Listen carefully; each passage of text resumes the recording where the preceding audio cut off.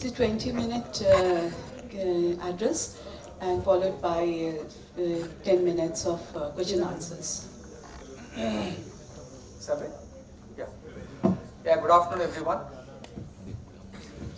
So once again we are here for the session, and after a very wonderful session by presidential address by Dr. Anand Kale. See, what we are going to talk about today has nothing to do with micropaleontology again and stratigraphy. Good for me, right? So we finished off, and the people who are not interested in micropaleontology can go back. This is something about my organization, ONGC, where I work with. This is something about we are going to talk as to how the Indian energy scenario has evolved over a period of time, where exactly we stand, and we have been hearing so many things about the Russia and Ukraine war and all those things. So how big is the dependence on oil, and what ONGC is getting prepared for to face this challenge, to overcome the oil deficit scenario in the country. So those things basically we are going to discuss about. And don't go strictly with the presentation, we can also have an interactive session, we can talk between ourselves, and I would definitely like to clarify any of the doubts with whatever knowledge, whatever experience I've got working in my company. Next please. So broadly, 4 sequence of presentations. The first one, Indian context, the role of hydrocarbon. Second one is the key drivers, taking similarities from the global scenario. Third one is the opportunity basket, as to what are the facilities available to us in India and how we are exploiting it, and what else is required to exploit it in the future efforts. We have got discovered resources, we have got yet to find, re-exploration, consolidation and opening new basins. We will be talking about them, bit of it. And then the final one is technology interventions. No presentation is complete, especially the technological presentation, where the technology is not inducted, it's not talked about. The advancements in the technology inductions and how you're going through it, or what you plan to adopt the new technologies in the coming days. Next please. So all of you are aware, ONGC, it's a national oil company. We made a humble beginning way back in 1954. As a matter of fact, we are part of the gigantic Geological Survey of India. It was brought from that. It was made as a special act of the Parliament, ONGC, as well as the Air India. Way back in 1954, we started making surveys, and we made our first discovery in the Lunage field of Cambay Basin in 1958. So that's what it's Cambay Basin. In 1958, we made our first discovery. Then we didn't go back, we started, but then the next discovery took us almost a decade, that we made in Rajasthan, in Manhar Tibba. The third one we made at Assam and Assam-Arakan Fold Belt, that was in 1973. Next came the big Bombay High discovery in 1974. Then the KG Basin discovery in 1980, followed by Kaveri in 1985.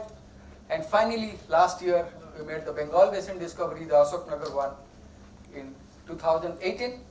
And recently, you might have heard of it, we have made a discovery in the frontier basin, we call it the Vindhyan Basin, wherein we have got huge quantity of gas in the whale Hatta. So that I'm going to talk about, I'm going to touch upon on that also. So these are basically the discoveries of our countries, oil and gas discoveries.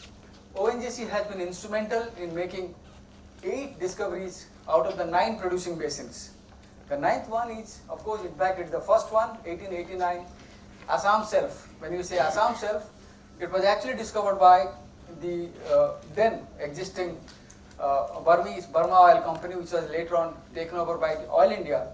So that was the discovery made by them. Otherwise, subsequently, all other discoveries were primarily made by ONGC. We have established an in-place volume of 10 billion tons of oil and gas equivalent so far through exploratory efforts. And we have realized, or we have produced a cumulative production of 2 billion tons of oil equivalent so far. So our 6 decades of activities, 6 decades of efforts, exploration and development activities throughout the country has made us to accrete and in place reserves of 10 billion tons, and we have been able to produce 2 billion tons. So that we have got still the gap of 8 billion tons, which we can produce in the future coming days. Next. Coming to the energy scenario, I'm sure Dr. Sukla is going to say in detail about this, followed by me. This is just to touch upon it. There are 2 schools of thoughts, but whatever it is, the study says that whatever we are consuming right now, we are going to consume double of it after 20 years, that is in 2040.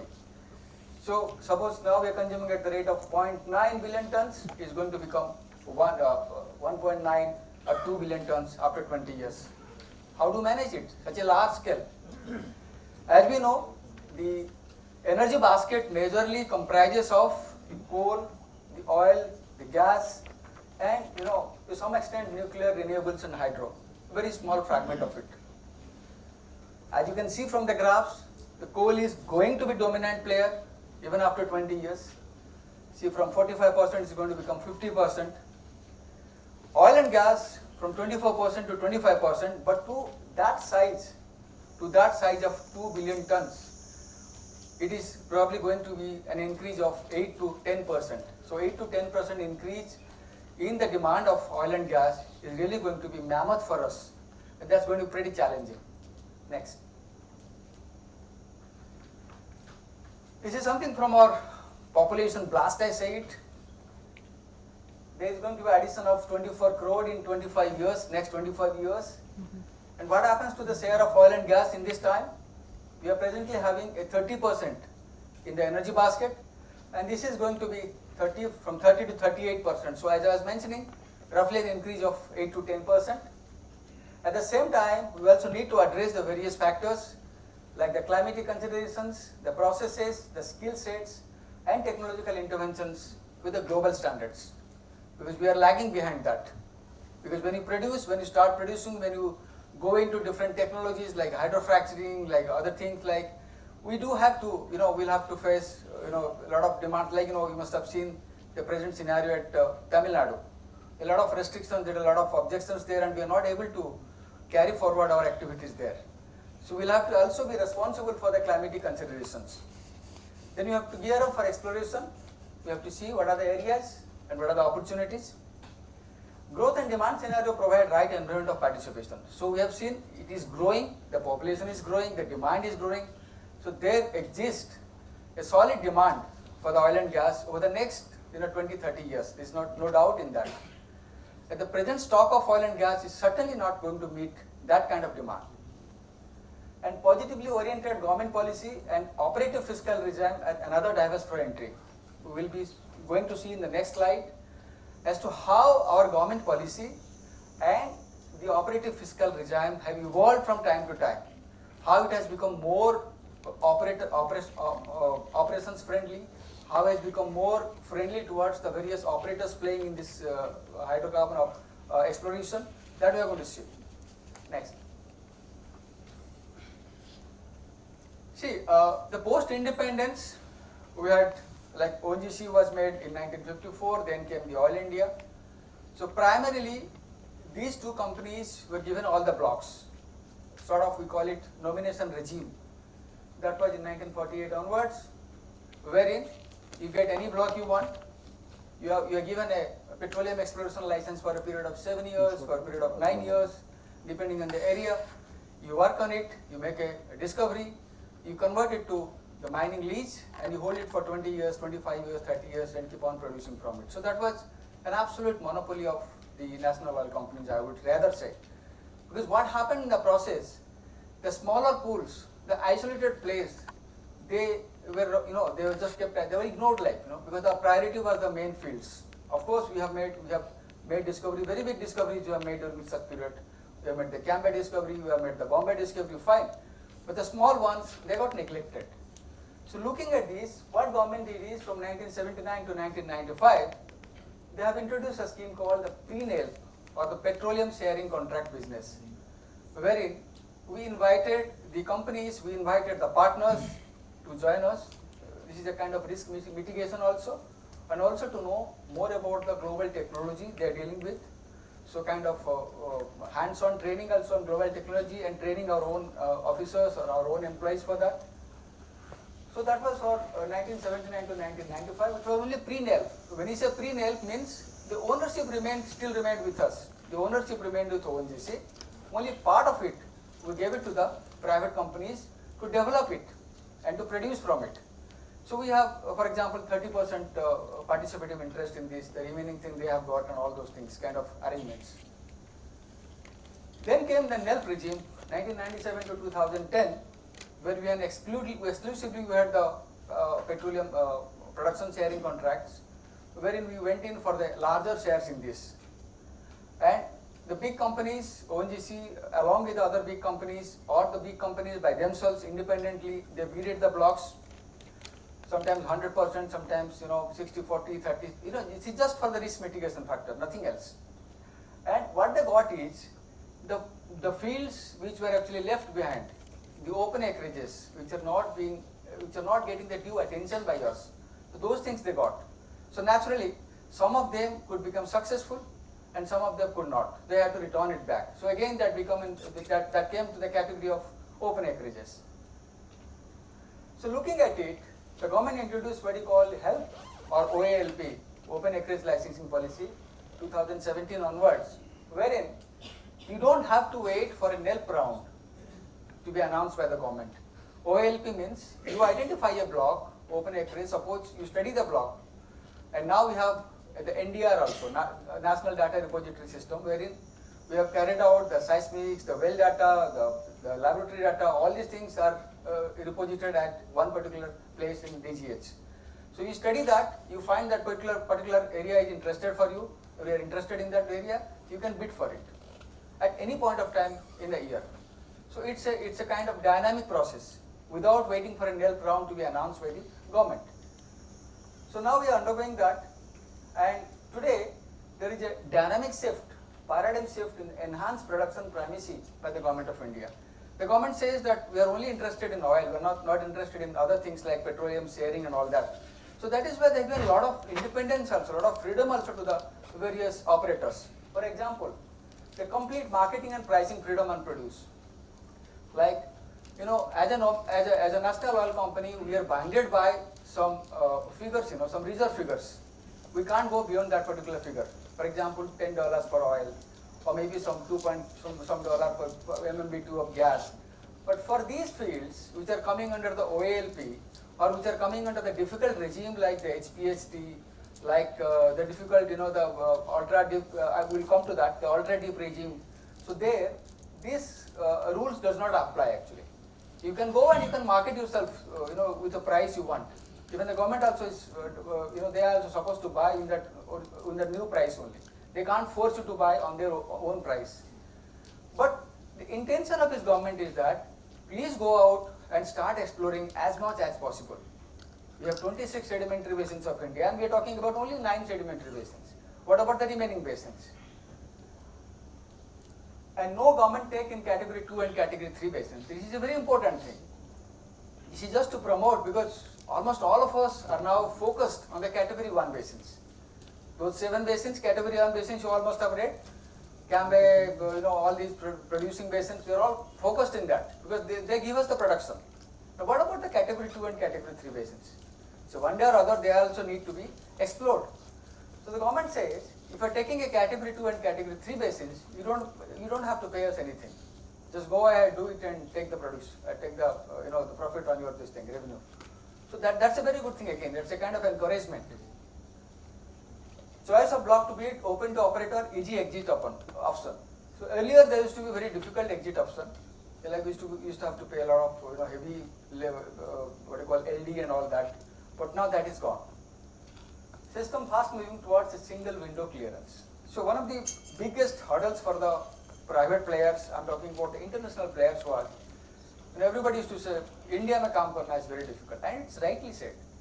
Because you have so many restrictions, so many regulations. See, getting statutory clearance, getting environment clearance, getting a land over here, it's next to impossible. I mean, you have to really sweat it out. So now government is planning in such a manner that you just have a single window system. You bid for a block, you go there, and the government, the cabinet committee of affairs, and they have connections, so they have linkage with the state governments also. You are going to get everything, on a plateau like. It's a kind of that. So that is yet to happen. We are still in that process only, but we are moving towards that.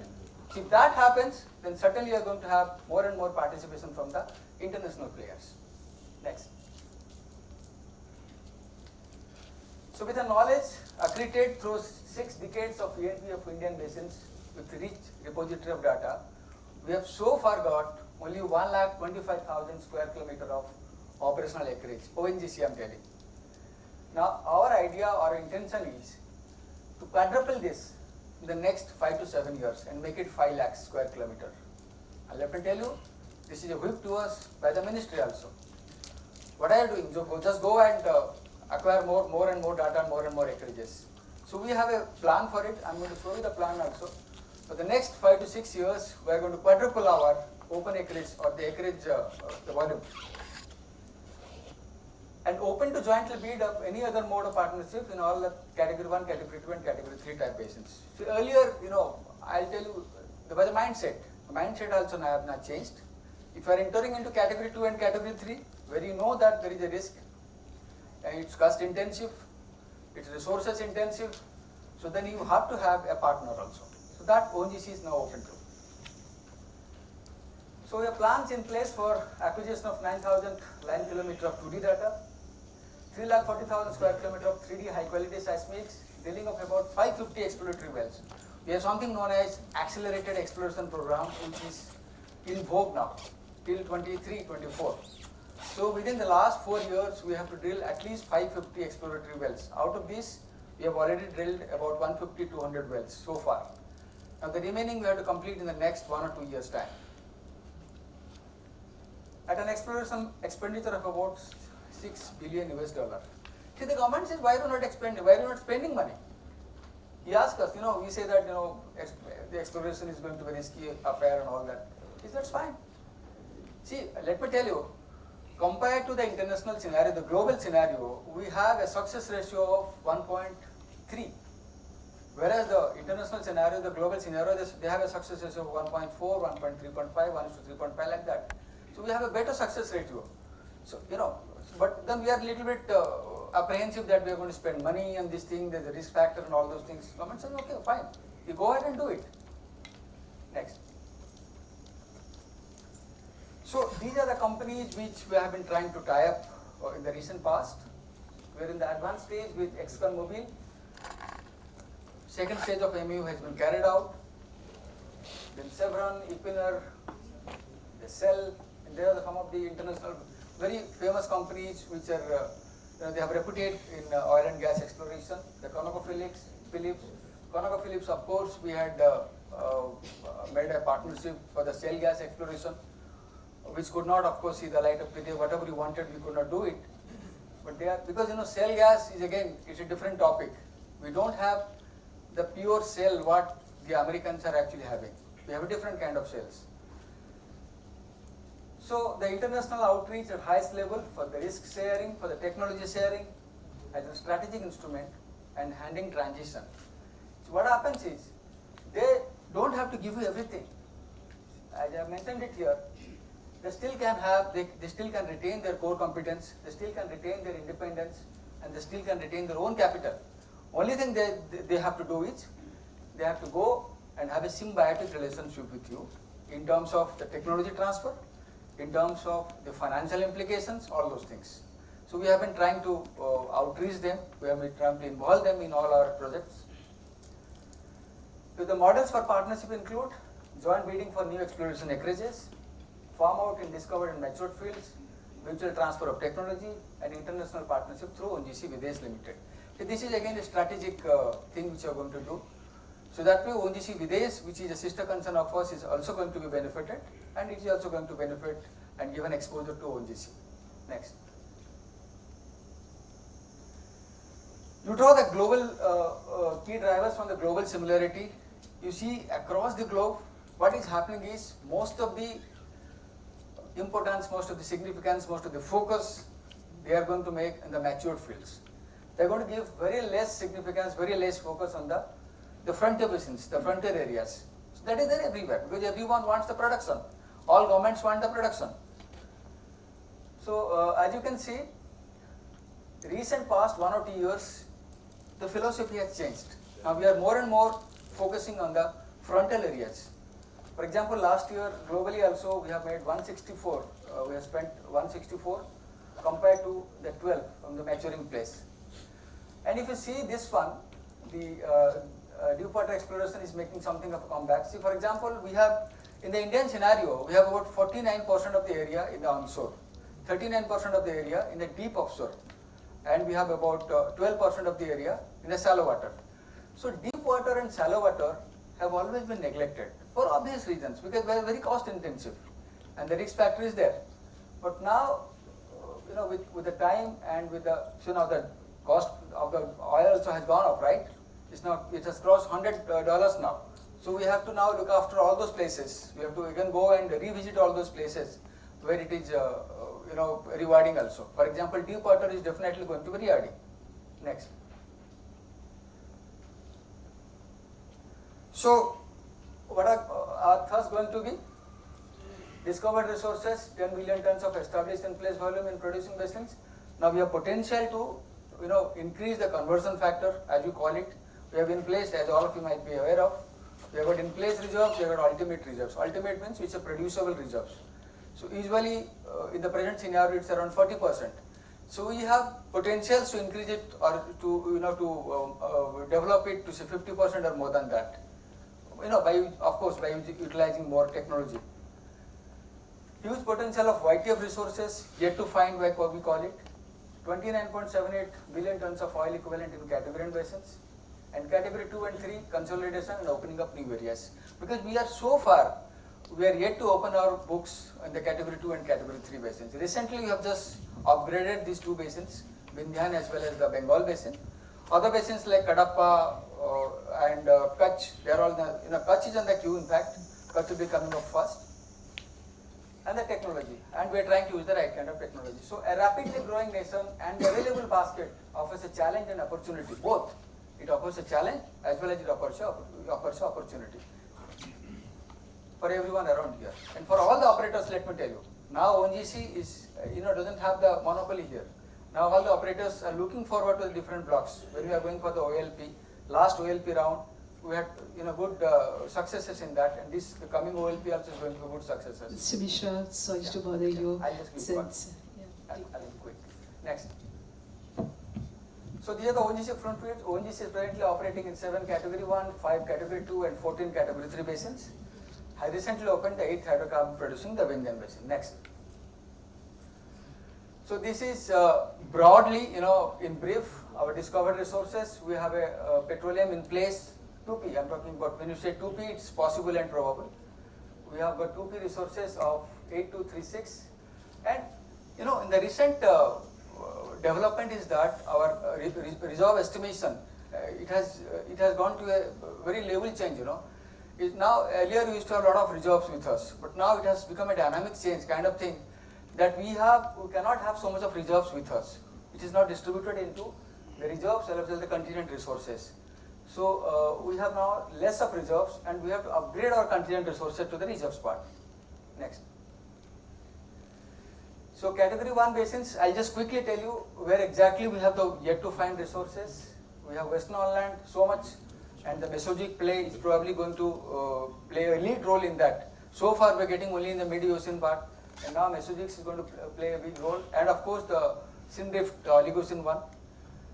Mumbai offshore, the emerging plays are Panna, Daman, Basilica Sticks, Mahua and Bombay. We have recently got a very good strike in the Mahua formation which is actually the top Micropalaeontology. The Kaveri Basin emerging plays are the early Cretaceous and basement. Similarly, Assam self, Sylhet and basement and Tura, Assam and Assam Arakan fold belt. We have the emerging plays Bhuban and Bokavil, and KG Basin, the Pliocene, the biogenic and thermogenic sands. And next, KG Basin recently we have got a very good success in the ultra deep water, which is more than 2,500 meters. We can skip this. Next. Yeah, next. This is Cambay Basin. I was talking about the old parts where we have high potential of getting oil. Next. Okay. Now these are the three basins I was talking about. They are actually category 2 basins where our focus is going to be in the next couple of years. The Kutch Saurashtra Basin, the Bengal Basin, and the Vindhyan Basin. Kutch Saurashtra already we have got gas. It's only a time, the matter of time that we have to put in under production. Bengal Basin we have got gas from Ashok Nagar, and Vindhyan Basin also got recently gas, 60,000 cubic meter per day, and it's a good gas. Next, we'll be seeing a little bit of that. The gas composition is about 85 to 90% methane, and calorific value is about 9,000 kilocalorie. The best part is we are producing gas from the basement, in the porcelainite, Vindhyan. So the similar kind of scenario we're expecting in the Kadapa and other places. Yesterday I was talking with Dr. Kale. Kadapa, I was telling, has got very thick and very hard limestones, which have naturally very less chance of having the oil. But having fractures, it may not be acting as a direct source, direct reservoir. From somewhere the oil might come and be resting there. So there is a possibility there. So once we start our exploratory activity in Kadapa, we're definitely going to get success. Next. Go on. Okay, just last one. Previous one. See, this is what I was talking about. Kadapa, the fracture porosity like Hatta expected, like we got in Vindhyan Basin. Next. SPST and tight portfolio. In fact, we have good gases in HPST, high pressure and high temperature, which is available in mostly in KG, Krishna Godavari basins. But the challenges are manifold. For example, see, we have the limit of equipments. High pressure to the extent of 11,000 psi. The temperature is 390 degrees centigrade. So we have got gas, but it is probably very difficult to bring it to the surface and produce from it. We are working on it. Next. The deep water, I was telling. So again, these three deep waters, in fact, the KG, the Bengal and the Kaveri, we have got plans for the next 2 years. We have got two very good capacity rigs, floater rigs we call it. They are capable of drilling more than 3,000 meters depth, water depth. So they are coming in October, so we have plans to drill at least 4 to 5 wells in the next 2 years. Next. Is okay, next.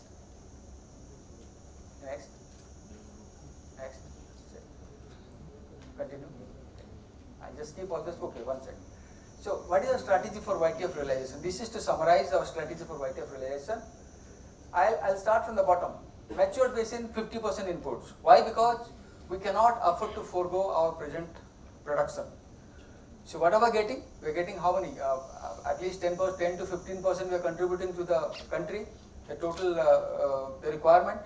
So that we will definitely not like to come down. So the matured basin will put most of our focus, about 50% inputs. The upcoming basins will have 30% input. Upcoming basin means the basins like Bengal, Kutch and Vindhyan, we are already tested oil and gas, and we are, they are only remaining to be flowed or to be brought to the surface. So 30% efforts will be put there.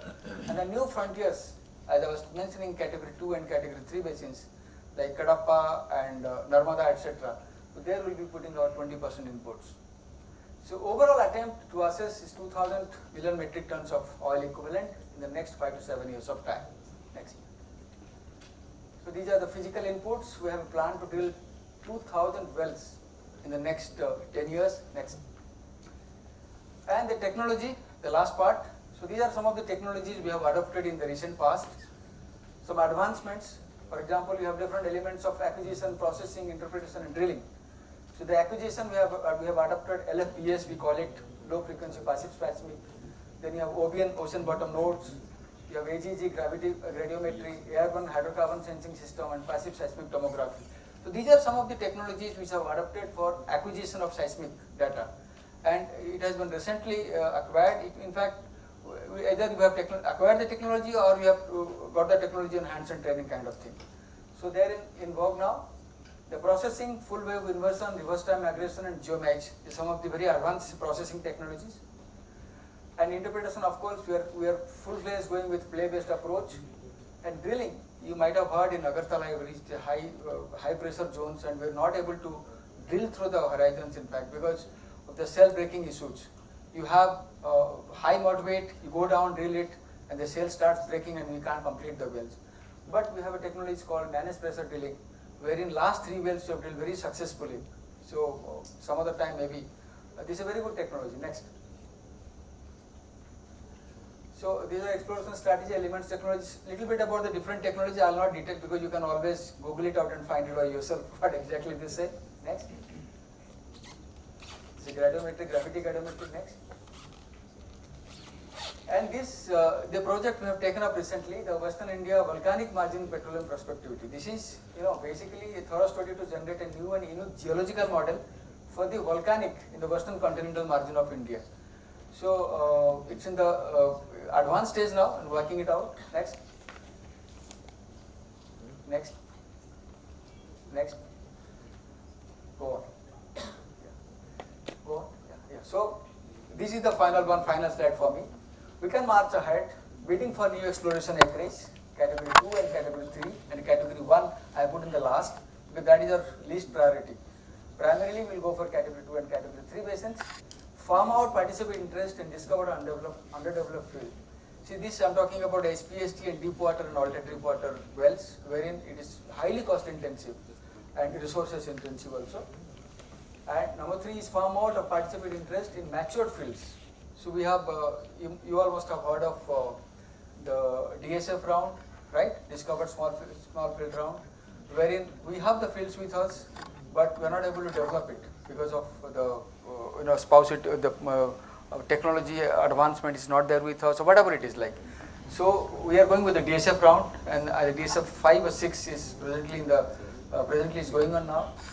So this is the participant interest, the IOR and EOR thing, and technology partnership with the global partnership, as I mentioned, with the ConocoPhillips, with the Cell and other companies. Next. That's all. Thank you so much. I'm sorry I took a little bit extra time.